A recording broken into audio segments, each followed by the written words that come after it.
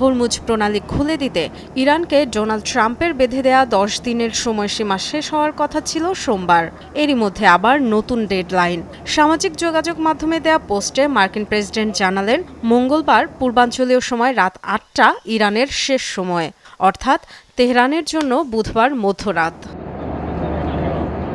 এরই মধ্যে আবার ট্রুথ সোশ্যালে অকথ্য গালিগালাজে পূর্ণ আরেকটি পোস্ট দিলেন ডোনাল্ড ট্রাম্প। হুমকি দেন, হরমুজ প্রণালী খুলে না দিলে ইরানের বিদ্যুৎ কেন্দ্র, সেতু সবকিছু উড়িয়ে দেয়া হবে। যেভাবে 1 মাসের বেশি সময় ধরে ট্রাম্পের হুমকি উপেক্ষা করে আসছে ইরান, এবারও জানালো তেমনই প্রতিক্রিয়া।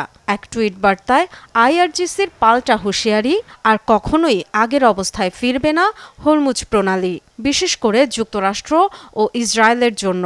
পারস্য উপসাগরে নতুন বন্দোবস্তের প্রস্তুতির কথাও জানিয়েছে আইআরজিসির navy. For the past 48 years, ইরানের অবকাঠামোয় হামলা হলে মধ্যপ্রাচ্যের মার্কিন স্থাপনাগুলো ভয়াবহ আগ্রাসনের শিকার হবে। ট্রাম্পের হুমকির জবাবে এমন পাল্টা হুমকি দিয়েছে Tehran. in case Iran's infrastructure ইরানের অবকাঠামোয় হামলা হলে যুক্তরাষ্ট্রের সাথে সম্পৃক্ত একই ধরনের স্থাপনায় আক্রমণের মধ্য দিয়ে জবাব দেওয়া হবে। 48 বছর ধরে মার্কিন প্রশাসন ইরানকে হুমকি দিলেও আমরা সর্বোচ্চ ধৈর্য দেখিয়েছি। নিজেদের নিরাপত্তা আর সার্বভৌমত্ব রক্ষায় প্রতিশ্রুতিবদ্ধ ইরানের মানুষ। কেবল 37 দিন ধরে নয়, 5 দশক ধরে শত্রুকে মোকাবেলায় প্রস্তুত আমরা। সেনারা দেখিয়ে দিয়েছে শত্রুপক্ষ আরেকটি ভুল হিসাব করেছে। something that we will do it.